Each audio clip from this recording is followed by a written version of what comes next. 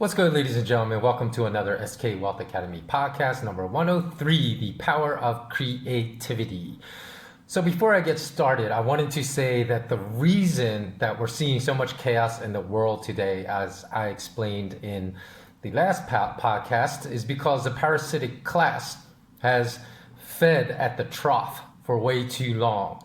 And now, because they have fed off our blood and our lifeblood and our blood, sweat, and tears for so long, there are not enough hosts to continue feeding their lust and greed and supporting the parasitic system without full-blown collapse. So this is why we see this entropy expanding. This is why we're seeing riots now across the world, not just in America with the George Floyd incidents, but also in Kashmir in India, with Indians being locked down, with many Indian citizens fighting the police in India. And it's happening all over the world now because everything is breaking down because the parasitic system can no longer be supported. And the most important host for the parasites in any parasitic economy is the middle class. And I'll provide links. I'm going to try to find this illustration, so I hope I can find it, that shows you the shrinking middle class. It will show you, like, at one point in the 70s, America had a very strong, healthy middle class, which is what you need in every nation. Even nations that are moving from third world to developing world into the industrialized world, they need a healthy middle class for any type of economic growth to be sustainable. And once that collapses, then you receive this type of entropy and chaos that we're receiving right now, which, by the way, the billionaire parasites, they love this chaos because they can take advantage of it, as we seen with Jeff Bezos. He basically, his wealth went up by, I believe, tens of billions of dollars during this virus pandemic lockdown. And Bill Gates too, he stands to make a lot of money from this, if his mandate that everyone needs to receive a vaccine, because he's funded many of these pharmaceutical companies that are working on these insane type of new vaccines we've never seen before that will actually alter the RNA in your body. He's saying everyone needs to get it. And of course, he'll make a killing if that happens. So while the parasitic class continues to feed, they no longer have the host system necessary, because, as I said, in America, the bell curve used to look like this. We used to have a healthy middle class, but now the middle class has flattened out as the middle class has descended into the poor, and you have what seems to be more of the hockey stick, with the 0.1% owning not only 99% of the wealth in every nation, but they've captured almost all the income gains since the last financial crisis of 2008. So with that wanton destruction of the middle class that has been executed since 2008 by the parasitic class in all 194 nations on planet Earth, this is an event that none of us have experienced during any of our that none of us have experienced during our lifetimes. And the complete wiping out of the most important economic class to support a sustainable, healthy economy, the middle class, is happening all over the world right now. And it's funny, it's a little bit ironic, because the parasitic class has hollowed out society, because the very first videos I made for this new YouTube channel of mine, go back and watch podcasts 1 through 8. Because honestly, they're so long ago, I can't even remember about which topics I spoke, but I do remember that the first themes of my very original podcast that I uploaded on this channel was the hollowed out society. And that's exactly what the parasitic class has done. They have hollowed out the middle class. They have nothing to feed upon. So rather than wither and die, what do? They're going to see chaos and more destruction, more misery, because they are probably pushing us towards World War III, because that's what they want, because then they can make billions more off of war. Because as we all know, war creates, besides misery, death, millions of refugees around the world, it also enriches the parasitic class with money. So I want to talk about the power of creativity, why that's necessary during this time of entropy and chaos. Because number one, that's the reason I end all my podcasts with always remain intensely curious, because curiosity leads to what? Asking questions. And we find sometimes that we have to ask a lot of questions to uncover the truth, because at first we may ask the wrong questions. If we ask the wrong questions, we're going to get the wrong answers. Now, we may actually evolve to eventually asking the right questions, but even if we ask the wrong persons the right questions, we're still going to receive the wrong answers. So then we have to keep asking questions until we found the right people to ask the right questions to, and then finally we will receive the right answer. So curiosity is paramount to elevating our levels of creativity during this crisis. Because let me tell you about the power of creativity. Almost every single one of my jobs that I received in the corporate world was received because of creative avenues I took in order to secure those jobs.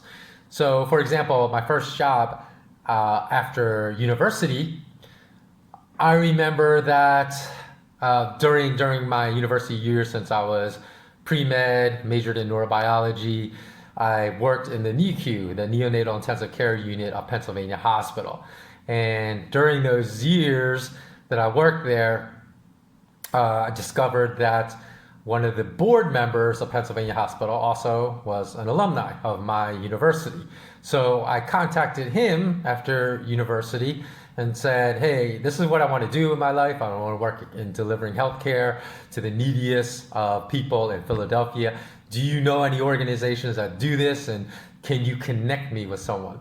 And the guy wrote me back. I just wrote him an email out of the blue just saying, I just graduated from your alma mater. Can you help a brother out? And he basically sent me, said, hey, this is the direct email to the CEO of this healthcare organization that does exactly what you're looking for. Why don't you contact him? Tell him you spoke to me, use my name, and if he has a position open, he will interview you. And then the next thing I knew, the medical director of that organization called me, interviewed me, and hired me. So, that was totally a non-traditional way of getting a job, right? Because I didn't look through job listings, and I basically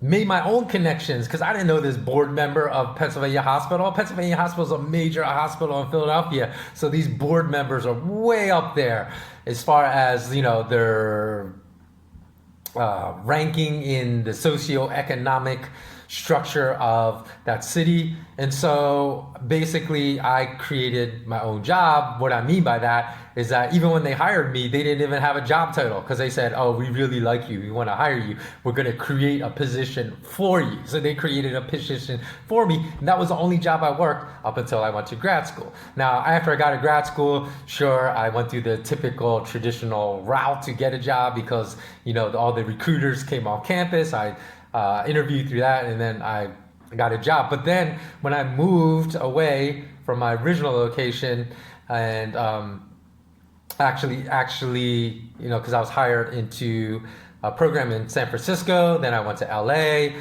and then LA, I quit that job, which is still through the connection of my business school degree.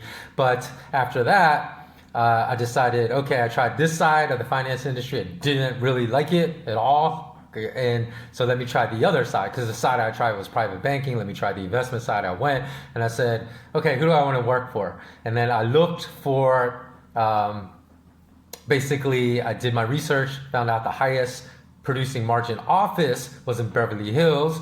Again, there's no job listing, at all. And I went and I had my resume. And I went and asked the receptionist at the desk, I said, can you tell me who does the hiring here? And he's like, oh, the manager does. I said, is the manager in? Can I have a word with him? He said, no, the manager's at another meeting, but you can leave your resume with me and I'll make sure he gets it. And I said, come on, man. I didn't say this to the receptionist, but I was thinking, there's so many people that must, especially if they have a listed opening, he must have a stack of resumes like that. That's going to get me nowhere. So I said, you know what? Thank you very much, but I'm going to wait here in the reception area, and can you please just point him out to me when he comes back? So I waited 2 hours for him to come back. And when he came back, she just gave me a little wink, that's him. And so I said, hey, sir, can I just have 1 minute of your time? I know you don't know who I am. And I explained to him that I'd studied his office. I really wanted to work for his office only, and that I would really appreciate an interview if he had an opening. And he said, you know what? We don't have any formal openings, but he's like, come on in, I'm going to interview you anyways, but I can't promise anything because like I said, we don't have any formal openings.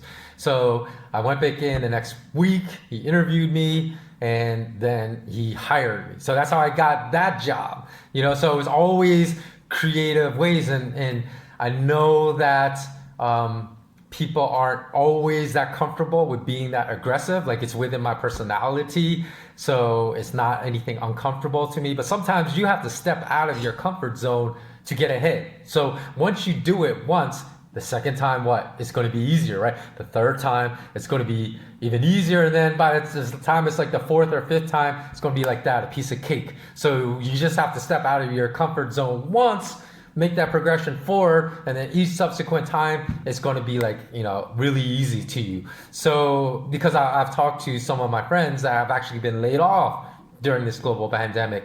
And so I told them, you just can't do what everyone else is doing. You're not going to get hired that way. You got to go above and beyond and be creative in your approach. And I, told them some of the things that I just explained to you. And then even when I moved overseas, when I left the US and I moved to Asia, I wasn't sure if I wanted to start my own business, be an entrepreneur. At one point I thought about teaming up with a very well-connected friend of mine, say, hey, maybe we can do business together. We brainstormed for a while, didn't come up with anything that really excited me. And I was just searching. So at one point I actually thought I wanted to do like an import-export business, just do like clothing and export clothing to the West. Because you can manufacture clothing really cheaply, and I wasn't going to take advantage of sweatshops because I'm totally against sweatshops. But so they would probably be higher priced, but still very good quality.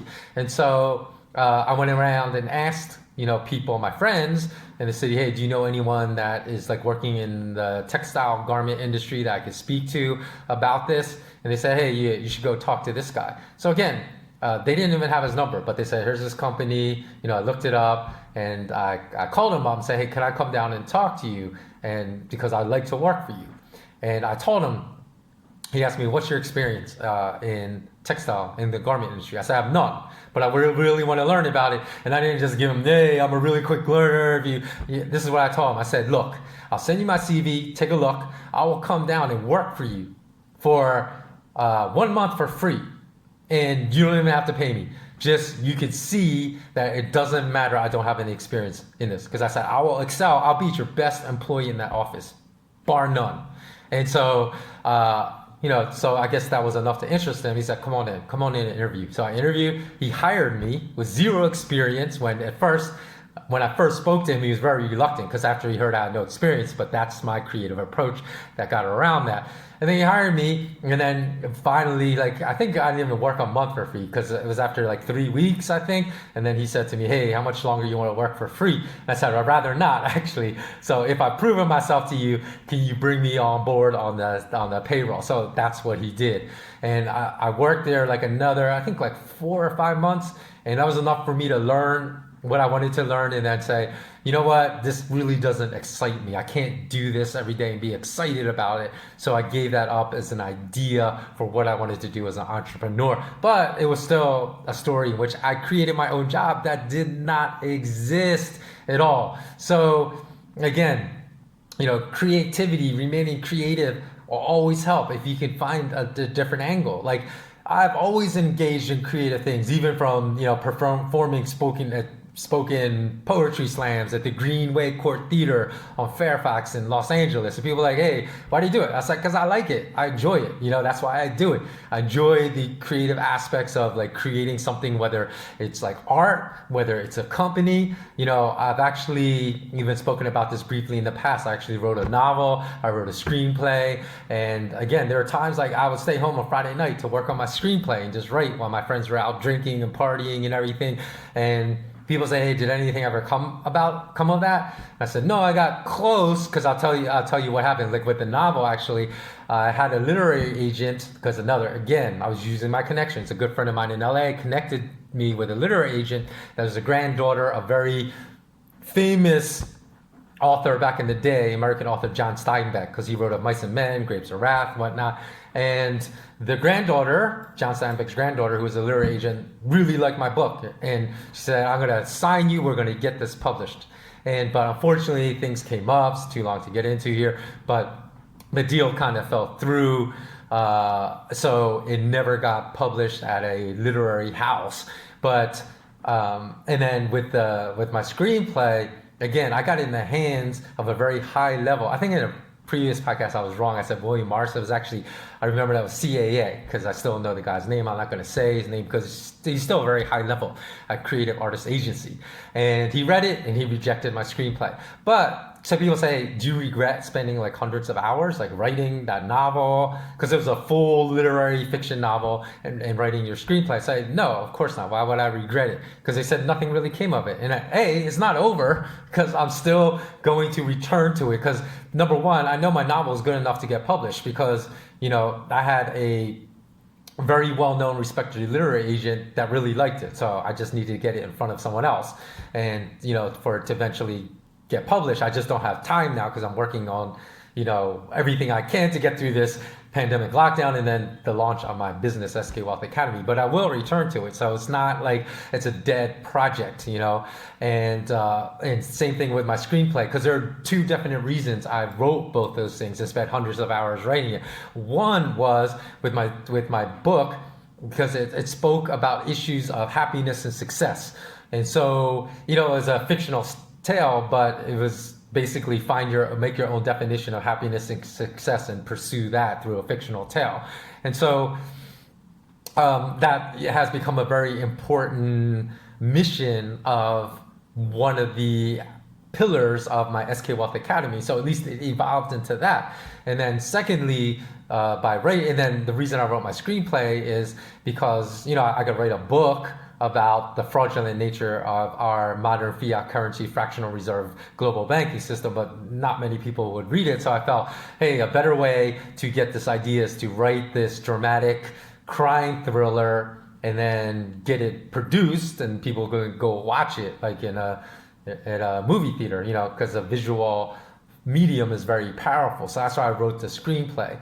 And I still have hopes of, you know, even though it was rejected by one CAA agent, maybe I can get it in front of another agent and they'll love it.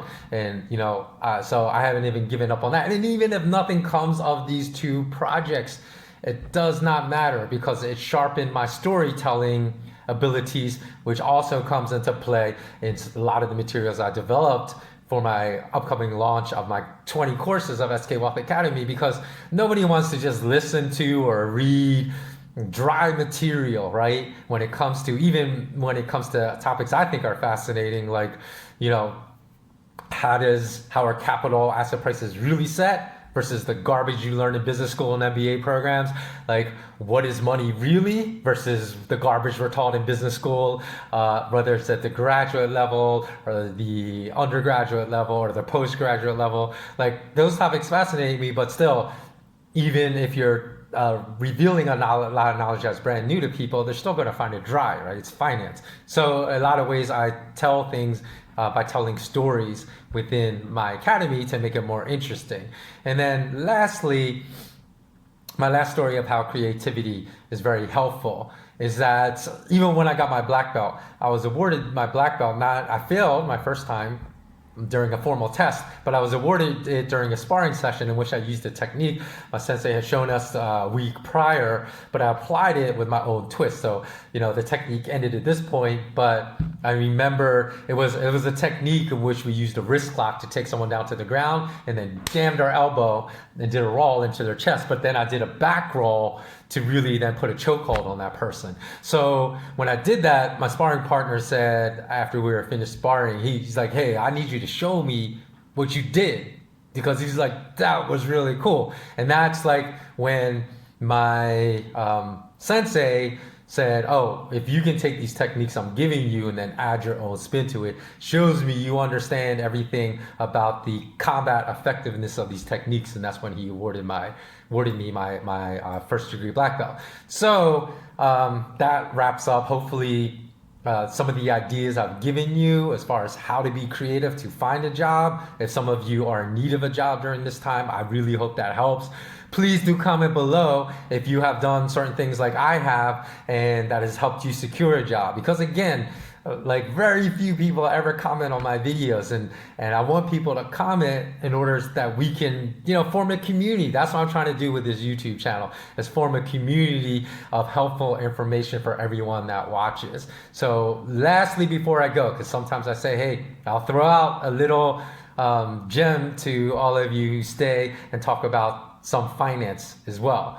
And that will often be a surprise, because I'll just end something with one of these non-financial podcasts with a short little dialogue about a financial topic. So here goes. For the first time in my life, I think bullion-backed banks may actually lose control of their gold and silver price management schemes, meaning always perpetually suppressing the price that they execute through the local London markets and then the COMEX gold and silver futures markets in New York. And the reason I say this is because of the fact that there's so much going on that they have to try to manage right now, that they can't, there's so much more danger right now to the global financial system imploding.